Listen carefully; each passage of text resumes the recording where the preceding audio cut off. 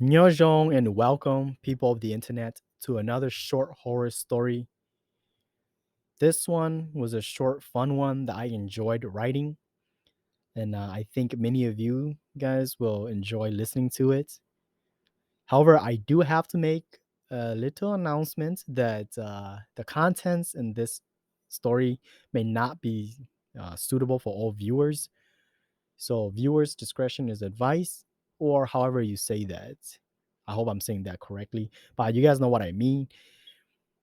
Anyways, this story is titled "Tripping at the Funeral." Enjoy.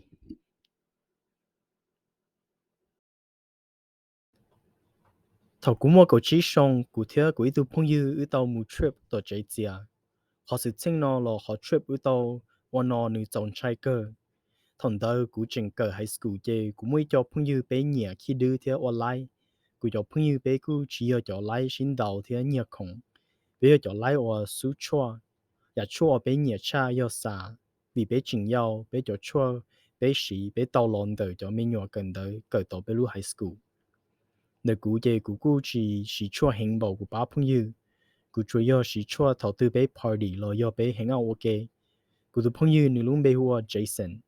Jason mà nữ nhẹ hậu xa ta li. Một họ tư lo nữ yên nhẹ. Ngà sản cho nữ mù. Mỗi hai lo chê Jason yếu tư nên nhẹ nhẹ chỉ chua. Mỗi nữ Jason hù tua độc cú. Nữ hai tiền nữ yếu tao cho chua pills theo tablet. Cho chua nó mà chỉ trong lý sao. Cho pills theo tablet nó chê nữ trong lý cho chua Tylenol. Ê yu nó thầu yu mò ta hầu lo. Yo cú ta hầu.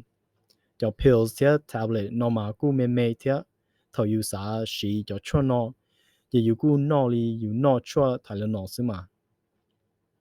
Thầu có ngồi cho chua nó ta chê có nhỏ ít lẹ xứ chê có nó tao lý có lú chê nữ yo relax lo yo ở đó có rong nhỏ. Theo đó có chỉ chơi cho tới mình đã chỉ lý. Chê Jason hú tuộc kia cú lý nó ta chê nữ hay tia lú weekend đó nữ yo mu tổ chế chia vì nữ ít tu phao tao xỉa. Hai có cú muốn cho nữ nhỏ bể chế chia em nữ mà ga cho chua pills theo tablet. Tôi đâu sĩ tổ. Thầu nó cú chỉnh yêu chê cú bảo địa cho chua nó nữ rong lọ pê. Chê chuẩn nó Jason hay địa cho chua pills theo tablet nó ở đâu yu cho rong nhỏ. Suy chê cú ở đâu cú xả xỉ chế rong bảo lý cha. Chê cú thiết lý hai đâu Jason địa cú mạnh cho nữ mù bể chế chia. Ê còn nữ ga cho chua tôi đâu cú sĩ tổ. Lúc weekend đó cú theo Jason ở thiết mù bể chế chia. Jason tu phao và tàu xỉa nó nữ cú yên chỉ bảo nữ lió. Một số cái mà một bỏ cho đua lời đại từ phán ra. Jason tu phao nó luôn bê hùa mãi lì thế nếu muốn gặp lâu sông sự mỗi hai lo cái nữ yên chỉnh lùa cơ. Thế có sai hậu đua mà mãi lì yên nhớ tu bận nhẹ rong gạo. Thế sự cú yên chỉ nông Jason cho nữ tu phao lì vì cú sao thế chơi Jason yên chỉ bảo nữ phao rong thế. Jason chủ yếu kia thế nữ tu phao mãi lì thua vì do máu heart attack thua sự. Jason ưu tư nhỏ ba lỡ qua hậu lì ta chế ưu mà nhẹ kế tờ đầu rong. Thầu nhỏ đầu rong chế ưu to có cho môn ninh bỏ Jason mà thao cho pills theo tablet tờ hậu ninh luôn hát đi lọ. Cho cho nó chế mê mê hình sư ó chừng mê đua cho Tylenol pills theo.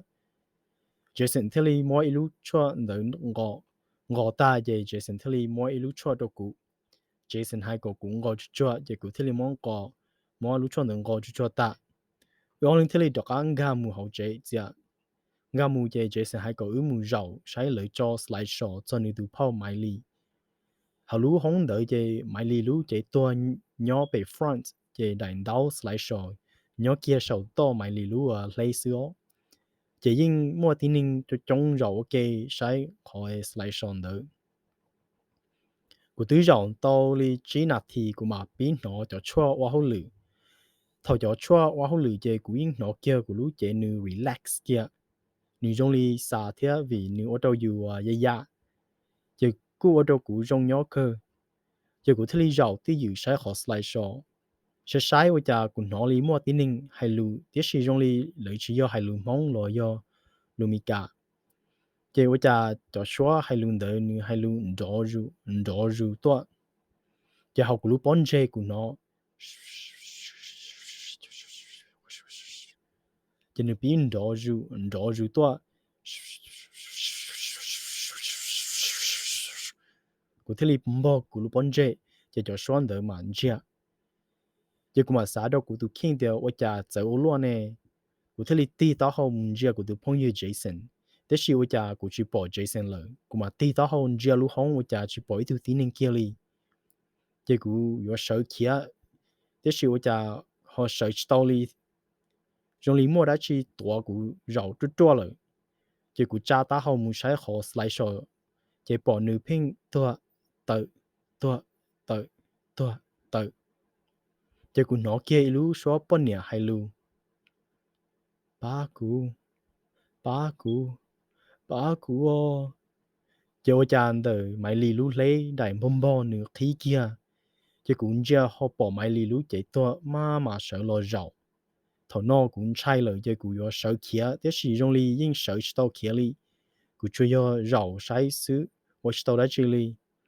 cũng chưa mãi li lú chạy tua về ở nhà nữ mà tiền nữ lú tao hậu tuần chưa cũ mãi li luôn chơi mua mà cú chỉ trồng trái nữ yên chỉnh dùng gạo để sử cũng yên bảo định nữ tua lời thì cũng yên trái hình li mãi li đó hay lú đó ba cú ở nhà có chỉ ba cú có chỉ ba cú chơi cú yếu tua cũng trái về cú xã câu của lúc họ mua là ở nhà của họ câu chỉ tao thế giờ cụ thể linh chia tư dự mu đo mãi lì giờ mãi lì hôm mà sợ tờ họ nữ lú lấy thằng nữ tờ tao giờ ô cha nữ chỉ tao kế nữ họ không ga mãi lì thế mà ga lì itu cá lô xá lò do itu spider mãi lì thế ga lò dây ru giờ thằng mãi lì nhỏ kia từ cụ không đen nữa mà sợ vì cụ giàu xứ giờ cụ thế cha tao họ muốn gia nữ thằng nó giờ mãi lì mà đọc á hay lù đoa 我家个去八股，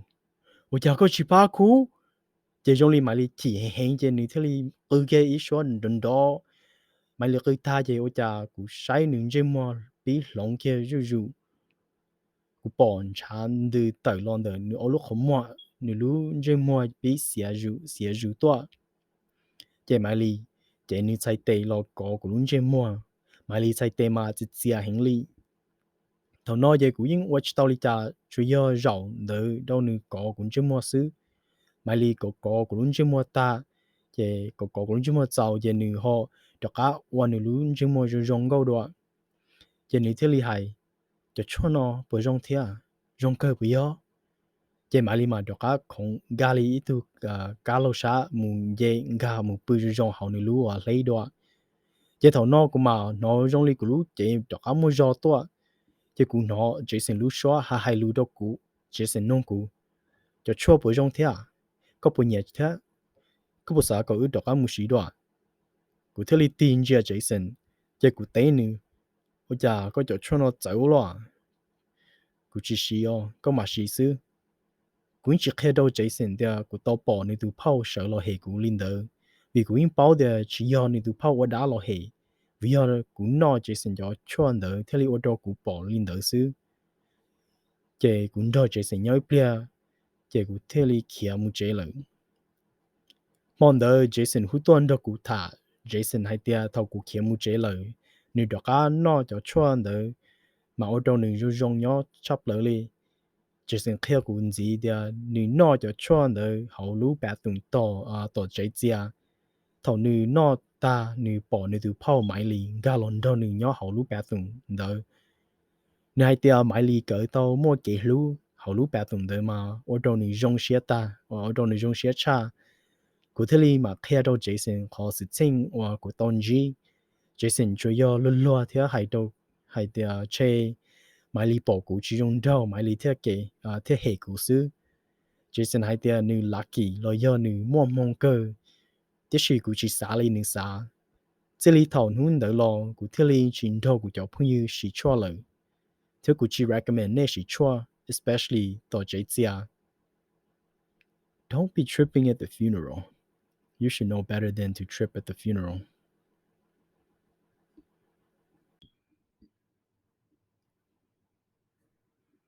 Alrighty, guys, and that concludes the story tripping at the funeral. Now, this was a crazy story, but I hope you guys enjoyed it. Anyways, if you guys liked it, click the like button. If you guys dislike it, click the dislike button. If you have any questions, comments, write them down. Do all that jazz. Do whatever you must do. If you think the story is worth sharing, please go ahead, share it. And consider helping me out by subscribing. All right, guys. Take care and don't be tripping at the funeral now.